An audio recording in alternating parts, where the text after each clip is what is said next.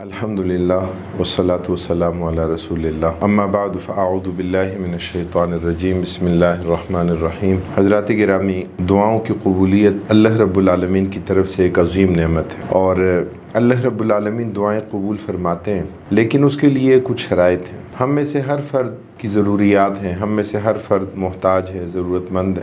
اللہ رب العالمین قرآن کریم میں فرماتے ہیں یا ایھا الناس انتم الفقراء واللہ الغنی، فرماتے ہیں تم سب کے سب محتاج ہو، غنی ذات صرف اللہ تعالیٰ کی ذات ہے۔ تو جب ہم سب محتاج ہیں تو اپنی احتیاج کس کے سامنے پیش کریں گے؟ اللہ تعالیٰ کے سامنے پیش کریں گے، اللہ رب العالمین سے دعائیں مانگیں گے۔ اسی کے نتیجے میں اللہ تعالیٰ دل کو سکون عطا فرماتے ہیں، اسی کے نتیجے میں نیکی کا ایک جذبہ پیدا ہوتا ہے، اللہ تعالیٰ کے لیے انابت، اللہ تعالیٰ کی طرف رغبت اور عبادات کے لیے خشوع اور خضوع کی کیفیت اس کے نتیجے میں پیدا ہوتی ہے۔ اللہ کے نبی صلی اللہ علیہ وسلم نے اپنی ایک حدیث مبارکہ میں اس بات کا تذکرہ فرمایا کہ بندہ مومن کی دعاؤں کی صورت کیا ہے۔ اس کی بعض دعائیں وہ ہیں کہ جو اللہ رب العالمین فوری طور پر قبول فرما لیتے ہیں، وہ جو مانگتا ہے اللہ تعالیٰ دے دیتا ہے۔ اس کی بعض دعائیں وہ ہوتی ہیں کہ وہ اللہ تعالیٰ سے کچھ مانگتا ہے، اللہ تعالیٰ اسے وہ نہیں دیتے، اسے کچھ اور دے دیتا، اس لیے کہ انسان اپنے فائدے اور اپنے نقصان کے بارے میں نہیں جانتا، لیکن اللہ رب العالمین اس کے فائدے اور اس کے نقصان کے بارے میں جانتے ہیں۔ تیسری قسم دعاؤں کی وہ ہوتی ہیں کہ جو اللہ رب العالمین قبول نہیں فرماتے۔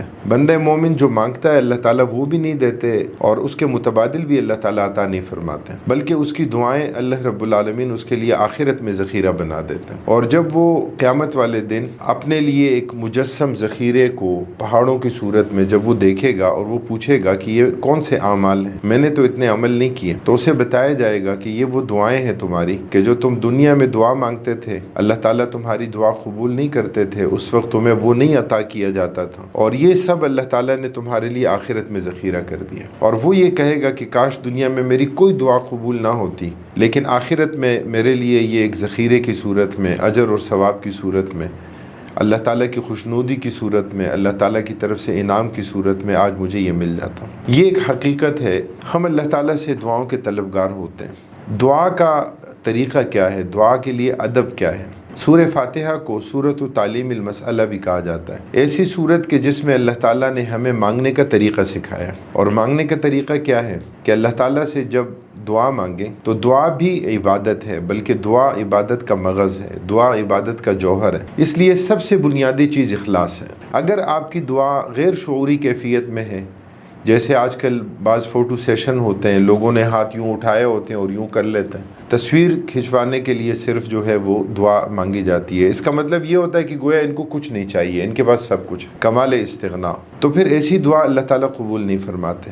بھرپور اخلاص کے ساتھ، پوری توجہ کے ساتھ، پوری انابت اور بندگی کے ساتھ اللہ تعالیٰ کی بارگاہ میں الحاح کے ساتھ، گریہ اور زاری کے ساتھ اللہ تعالیٰ سے مانگا جائے، اللہ تعالیٰ سے دعائیں مانگی جائیں، تو اللہ تعالیٰ دعائیں قبول فرماتے ہیں اور اللہ رب العالمین عطا فرماتے ہیں۔ اس کے ساتھ ساتھ ایک بڑی اہم بات کہ جو انتہائی ضروری ہے، وہ یہ کہ دعا مانگنے کا طریقہ اور ادب کیا ہے۔ اللہ رب العالمین کی حمد و ثنا سے آغاز کریں، نبی کریم صلی اللہ علیہ وسلم پر درود، اور پھر اس کے بعد اپنی دعا، جو مدعا آپ کا ہے، جو آپ اللہ تعالیٰ سے حاجت مانگ رہے ہیں، جو آپ طلب کر رہے ہیں، وہ اللہ تعالیٰ سے مانگیں تو اللہ تعالیٰ آپ کی دعاؤں کو انشاءاللہ قبول فرمائیں گے۔ اس کے ساتھ ایک اور اہم چیز وہ یہ ہے کہ حرام لقمہ جو ہے وہ جزو بدن نہ ہو، مال حرام نہ ہو، اس لیے کہ اگر حرام غذا جزو بدن بنے گی تو اللہ تعالیٰ دعائیں بھی قبول نہیں فرمائیں گے، اور اللہ رب العالمین عبادات بھی قبول نہیں فرمائیں گے۔ اور اگر کسی کا حق غصب کیا ہے تو اس کا حق اس کو لوٹا دیں، اس کو واپس کر دیں، تو انشاءاللہ اللہ رب العالمین ہماری دعاؤں کو قبول فرمائیں گے۔ اور اگر دنیا میں دعا قبول نہیں بھی ہوتی تو انشاءاللہ اس کے بدلے میں اللہ تعالیٰ ہمیں عطا فرمائیں گے، یا پھر آخرت میں اللہ تعالیٰ اسے ہمارے لیے ذخیرہ بنا دیں گے۔ اللہ تعالیٰ ہمیں سوچنے، سمجھنے اور عمل کرنے کی توفیق عطا فرمائے۔